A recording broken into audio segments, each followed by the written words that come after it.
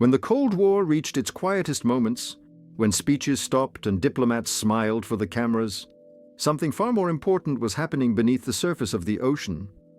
While the world watched missiles and parades, the United States was building something that would never be seen, never be heard, and never be stopped.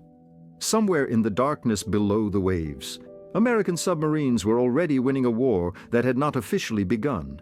And the most terrifying part for America's enemies was not what these submarines could do. It was the simple fact that they could not be found at all.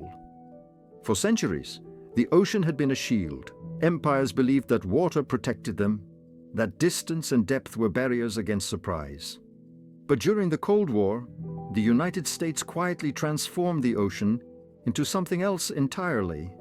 It became a blind spot, a place where American power could move freely while the rest of the world listened to silence and felt fear. Soviet commanders stared at sonar screens that showed nothing. Analysts ran calculations that made no sense. Entire fleets searched for ghosts that were never there. Somewhere beneath them, American submarines passed unnoticed, carrying weapons capable of ending the world in minutes. The story of these submarines begins not with steel or reactors, but with a realization. After World War II, American military planners understood that the next conflict would not be fought the same way. Nuclear weapons had changed everything, and the challenge was no longer how to strike first, but how to survive long enough to strike back. The answer was mobility, invisibility, and endurance. The ocean offered all three. But only if technology could conquer its most unforgiving rules. The United States invested heavily in nuclear propulsion, not just to go faster, but to stay submerged indefinitely. Unlike diesel submarines, which needed to surface or snorkel and reveal themselves, nuclear submarines could disappear for months. They did not depend on air. They did not depend on fuel in the traditional sense. They became self-contained worlds, drifting silently through the deepest parts of the planet. This alone shocked rival nations, but it was only the beginning. American engineers understood that sound was the real enemy. In the underwater world, noise meant death. Every rotating shaft, every pump, every human movement could betray a submarine's position. So the United States did something revolutionary. They redesigned everything. Propellers were reshaped to reduce cavitation. Machinery was mounted on sound-absorbing platforms. Hulls were coated with materials designed to confuse sonar waves. Even crew behavior was disciplined to minimize noise. The result was not just a submarine, it was a whisper. By the time the Soviet Union realized what was happening, it was already too late. Their sonar technology, once considered advanced, struggled to distinguish American submarines from background noise. The ocean itself became camouflage. Whale songs, shifting currents, distant storms, all of it masked the presence of US vessels.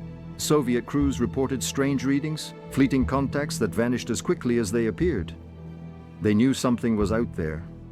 They just couldn't prove it. One of the most unsettling truths for America's rivals was that these submarines were not merely defensive. They were armed with ballistic missiles, capable of striking targets thousands of miles away. This meant that even if the United States were attacked, even if cities were destroyed and air bases wiped out, retaliation was guaranteed. Somewhere beneath the sea, unseen and untouched, American submarines would still be there, waiting, listening, ready. This realization changed military strategy forever. Soviet planners had built their doctrine around detection and response. But how do you respond to something you cannot see? How do you defend against a weapon that refuses to announce itself?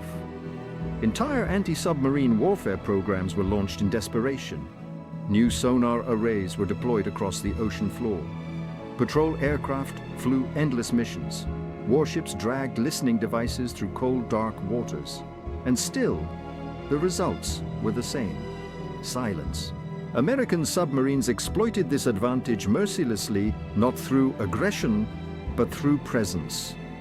They shadowed enemy fleets without being detected. They monitored missile tests from impossible distances. They gathered intelligence from places that were supposedly secure. In some cases, US submarines sailed so close to Soviet naval bases that, had they chosen to surface, they would have shocked entire fleets. Instead, they remained invisible, proving a point without ever firing a shot. The psychological impact of this invisibility cannot be overstated. For Soviet sailors and commanders, the ocean became hostile in a new way. It was no longer just deep and cold. It was occupied by an enemy that could strike at any moment without warning.